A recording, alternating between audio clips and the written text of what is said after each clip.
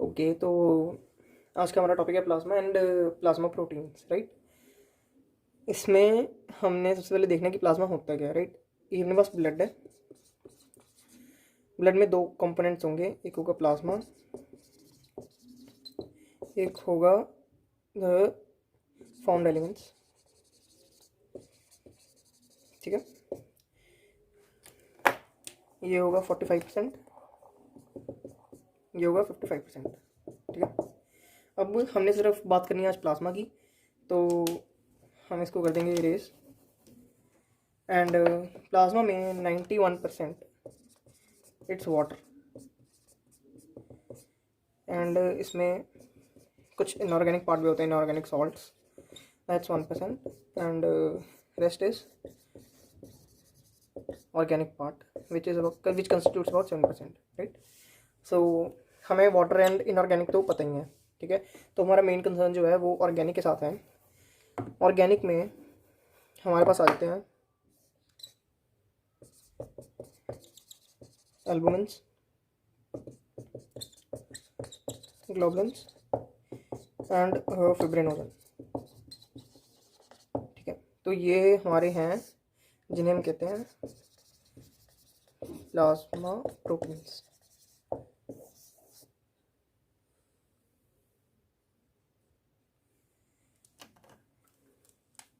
अब अगर हम देखें तो प्लाज्मा होता क्या, plasma is equal to serum plus fibrinogen, right. ये हमारा होता है सीरम प्लस फिब्रिनोजन, और हमें इसके कहते हैं क्लॉटिंग फैक्टर्स। ठीक है, तो बेसिकली हम जब बात करते हैं प्लाज्मा प्रोटीन्स की, हम बात करते हैं सीरम में, राइट। इसमें होता है जो सीरम एल्बुमिन, हम बेसिकली इसको ये ऐसे कहते हैं कि सीरम एल्बुमिन, एंड ये है सीरम ग्लोबुलिन। ठीक है, जब हम प्लाज्मा की बात करेंगे तब हम उसके अंदर फिब्रिनोजन ऐड कर देंगे, राइट। तो ये हो गया हमारा सीरम एल्बुमिन एंड ये हो गया हमारा सीरम ग्लोबुलिन। ठीक है, तो अब इनके फंक्शन देखते हैं, इनके फंक्शन है क्या। पहले तो हम ये देख लेते हैं कि ये ओरिजिनेट कहाँ से हुए। ठीक है, ये हम कर लेते हैं, ये एम्ब्रियो में जब हमारी फीटल लाइफ चल रही होती है उसमें आते हैं मेसेनकाइमल सेल से, right. Mesenchymal cell mainly albumin बनता है, एल्बुमिन मेनली। ठीक है यार, यहाँ पे ना एक बात याद रखनी है, जो मेसेनकाइमल सेल्स हैं, ठीक है, ये लगा लो ये सब कुछ करते फिरते हैं। ठीक है, बोन इन्होंने बनानी है, सब कुछ इन्होंने ही करना है। तो मेसेनकाइमल सेल आपके एक तरह के लाइक, जहाँ पे मेसेनकाइमल, जहाँ पे भी आ जाए ना कि एम्ब्रियो में ये चीज़ किससे बन रही है, वो मेसेनकाइमल सेल से ही है। जो कुछ भी ओरिजिनेट हो रहा है सब मेसेनकाइमल सेल से होता है। ठीक है, मेसेनकाइमल सेल से एक और एग्जांपल है, अगर स्किन की हुई है, स्किन में जो डर्मल पेपिले हैं वो भी मेसेनकाइमल सेल से ही बनते हैं। ठीक है, तो एक और एग्जांपल है।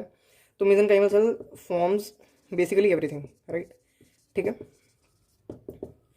तो इसमें बनते हैं। एंड अगर हम देखें कि जो एडल्ट लाइफ है, ठीक है, उसमें जो हमारे पास मेनली एल्बुमिन है, ये याद रखना कि एल्बुमिन है ना, वो इन सारे प्रोटीन्स में से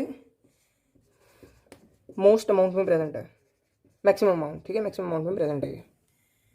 तो जो एल्बुमिन है ये हमारा बनता है लीवर में। ठीक है, जो हमारे ये ना जो ग्लोबुलिन है, ये ग्लोबुलिन आगे ना alpha beta and gamma type में आते हैं। ठीक है, जो हमारे अल्फा एंड बीटा ग्लोबुलिन है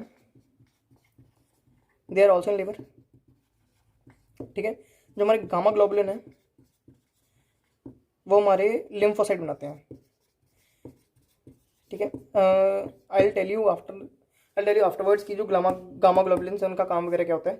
ठीक है, अभी बस मेनली यही है। एंड जो फिब्रिनोजन है या क्लॉटिंग फैक्टर्स है वो भी लीवर ही सिंथेसाइज करता है। तो लगा लो आप कि एम्ब्रियोनल लाइफ में मेसेनकाइमल सेल्स हो गया, एंड लाइफ में आ गया अपना लीवर। ठीक है, अब हम इनके ना फंक्शन देखते हैं। एल्बुमिन का फंक्शन क्या है, ग्लोबुलिन एंड फिब्रिनोजन, राइट। तो जो वैसे एल्बुमिन का है वो है ऑस्मोटिक पोटेंशियल बॉडी में मेंटेन करना। ठीक है, ऑस्मोटिक पोटेंशियल बॉडी में मेंटेन करना, राइट। इसका एक फंक्शन है। इसका दूसरा फंक्शन क्या है, ट्रांसपोर्ट।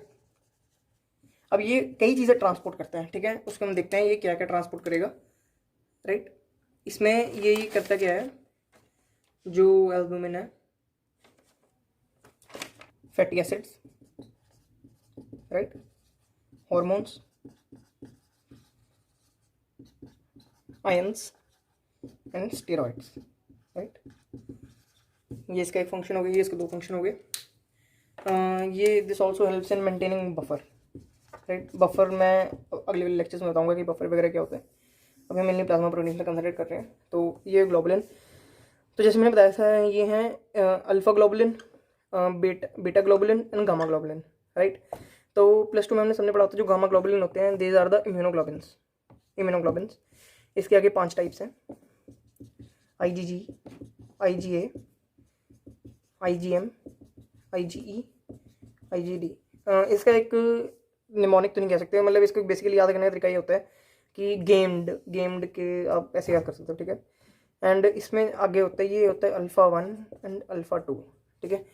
तो मेनली जो ग्लोबुलिन्स होते हैं, globulins provide the immunity, right. ये बेसिकली जो गामा ग्लोबुलिन्स है वो हमें इम्यूनिटी प्रोवाइड करते हैं, इम्यूनिटी बाय गामा ग्लोबुलिन्स। अब आप इसको कोरिलेट कर सकते हो कि जो गामा ग्लोबुलिन्स हैं वो लिम्फोसाइट से क्यों बन रहे हैं, बिकॉज कि जो लिम्फोसाइट में ही लिम्फोसाइट से हमें इम्यूनिटी देते हैं, क्या सिंथेसाइज करके, गामा ग्लोबुलिन्स, राइट। ये आपका क्लियर हो गया। अल्फ़ा बीटा एंड गामा, जो अल्फ़ा एंड बीटा के ना इनके ना अलग फंक्शन है, वो मैं आपको एक्सप्लेन करूँगा। इनके लाइक बहुत ही मेजर फंक्शन है, बहुत ही ज़्यादा मेजर फंक्शन है। उससे पहले हम ये गामा के क्लियर हो गए एंड उसके बाद हम फिब्रिनोजन कर लेते हैं। फिब्रिनोजन ये क्लॉटिंग के लिए ज़रूरी है, राइट। ये फिब्रिनोजन आगे कन्वर्ट होता है फिब्रिन में, जिसको हम वो कहते हैं फाइबर्स कहते हैं, जो क्लॉट बनाने में हेल्प करते हैं, ठीक है।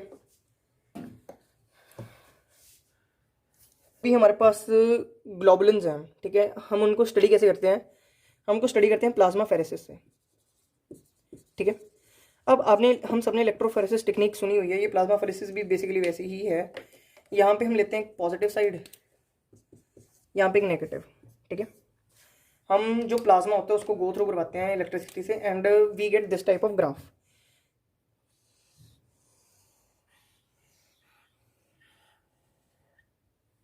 ठीक है। ये हमारे पास है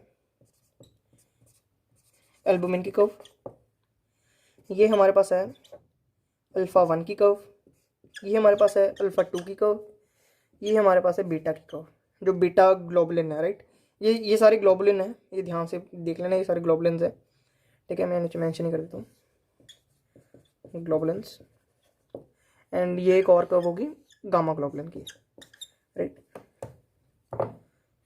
एक और कर्व गामा ग्लोबुलिन की एंड अगर इसमें फिब्रिनोजन भी प्रेजेंट है, ठीक है। अगर हम प्लाज्मा की बात करें तो उसमें फिब्रिनोजन प्रेजेंट हो गई।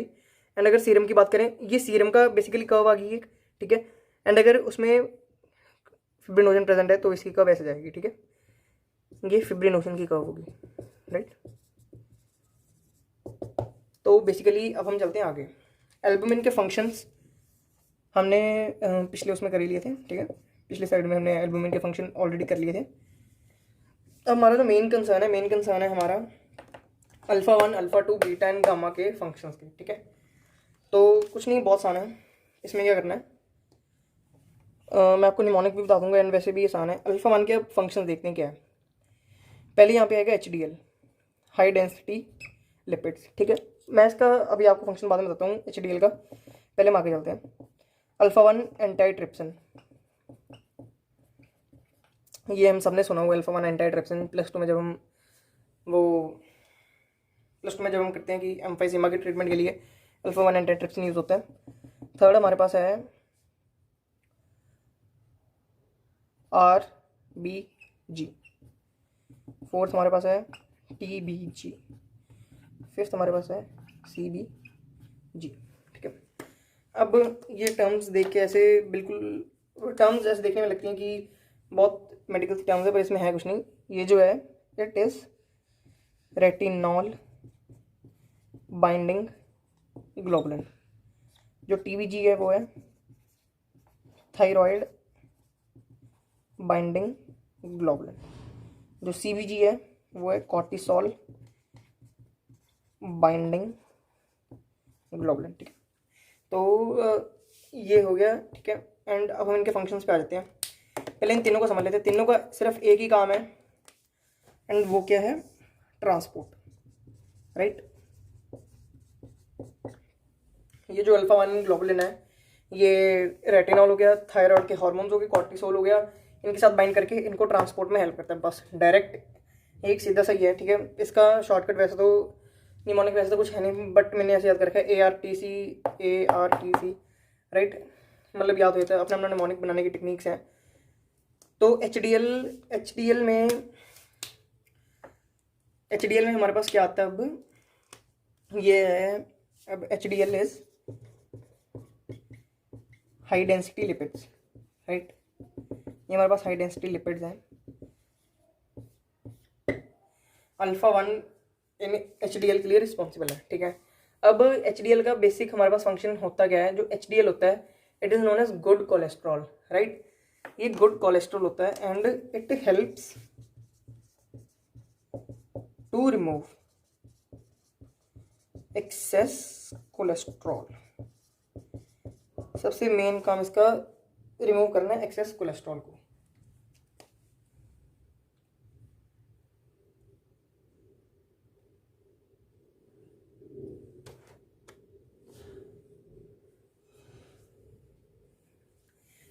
तो आई होप ये अब क्लियर हो गया होगा इसमें से, ठीक है।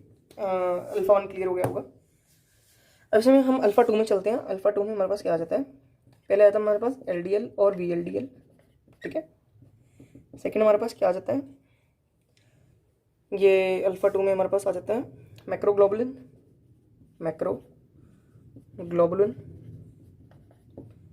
ठीक है। सेल्यूलोप्लाज्मिन, राइट, एंड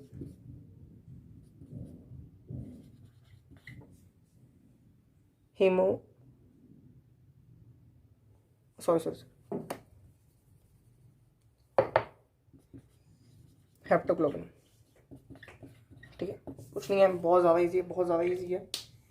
इसमें जो LDL एंड VLDL है ना, these are known as low density और वेरी लो डेंसिटी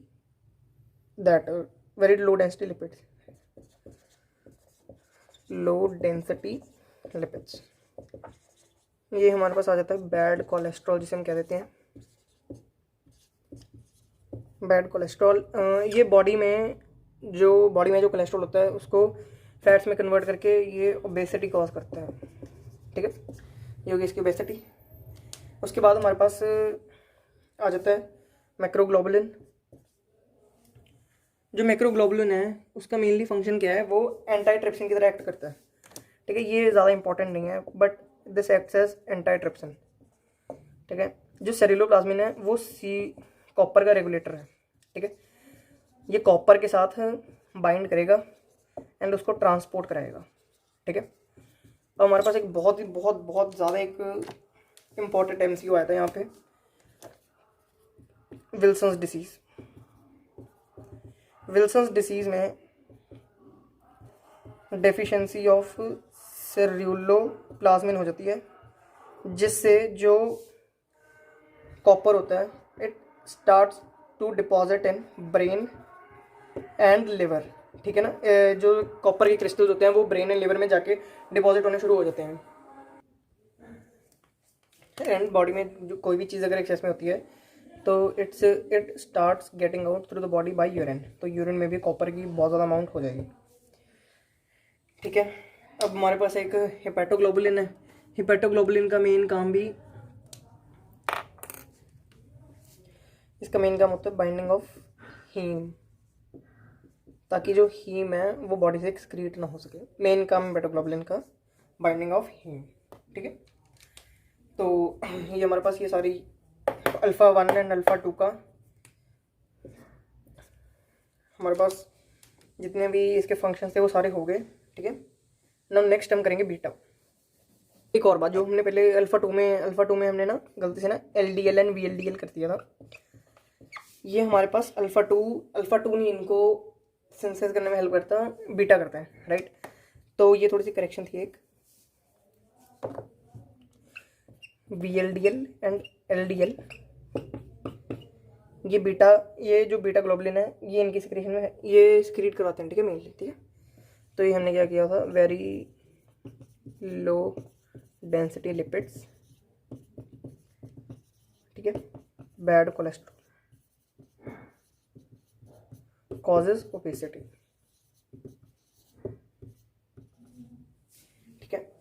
इसके और फंक्शंस क्या है बीटा के ना, मेनली बीटा के जो मेनली फंक्शंस हैं वो है ट्रांसपोर्टेशन में, ठीक है। इसका आ जाएगा ट्रांसफेरेंट, आ जाएगा ट्रांसफेरेंट, ठीक है। ट्रांसफेरेंट में क्या है, ट्रांसफेरेंट में सीधे इसके नेम से पता चल रहा है इसके बीच में फेरिन है, तो ये आयरन का ट्रांसपोर्ट कराएगा, ठीक है। ये Fe2 का ट्रांसपोर्ट में हेल्प करता है। Transferrin helps in transport of iron, right. And उसके बाद होता है हमारे पास हीमोपॉक्सिन। ये क्या कराएगा, हीम की ट्रांसपोर्ट में हेल्प करता है, ठीक है। उसके बाद हमारे पास लास्ट में आता है प्लाज्मिनोजन। हमें पता है कि जो प्लाज्मिनोजन है, प्लाज्मिन में क्लॉटिंग करते हुए प्लाज्मिन में कन्वर्ट होता है, ठीक है। एंड हेल्प्स इन क्लॉटिंग, ठीक है। इसकी भी फिब्रोलिटिक एक्टिविटी है। डन। तो ये हमारे पास हो गया अल्फा बीटा, अल्फा के 2 टाइप्स, बीटा का 1 टाइप, ठीक है। ये हमारे पास ये सारा हो गया। उसके बाद मेनली जो हमारे पास एंड में बचता है दैट इज गामा। अब गामा में हमने ऑलरेडी कर ही लिया है, IgG, IgA, IgM, IgE, IgD। इसके हम फटाफट फंक्शंस देख लेते हैं क्या है। जो IgG है ये प्लेसेंटा को क्रॉस करता है, ठीक है। Provides immunity to fetus, right. ये सबसे लार्जेस्ट भी है, सॉरी नॉट लार्जेस्ट, सबसे ज़्यादा मैक्सिमम क्वांटिटी में प्रेजेंट है, right. Main portion gamma globulin का IgG है। जो IgA है it is dimeric and found in colostrum, ठीक है। जो मदर्स मिल्क होता है उसमें वो IG is dimeric and it is in colostrum. जो IgM है it is pentameric, it is the oldest, right, and it is the first gamma globulin to take action.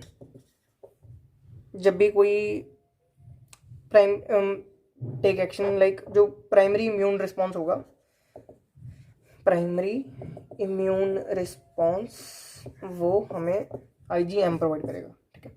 जो IgE एंड IgD है, IgE जो है ये हो गया आपके पास एलर्जिक रिएक्शंस में, एलर्जिक रिएक्शन जो होती हैं ये उनमें हमें इम्यूनिटी प्रोवाइड करता है। एंड IgD का कोई ऐसा कोई फंक्शन अभी मतलब नोन नहीं है, बट इट इज़, इसका एक फंक्शन है बी सेल रिसेप्टर है, ये हमारे अभी सिलेबस में है नहीं, तो बस इनकी इतने ही फंक्शन थे अभी। एंड इसके साथ हमारे प्लाज्मा एंड इट्स प्रोटीन्स के फंक्शंस से लेके सब हो गया। Thank you.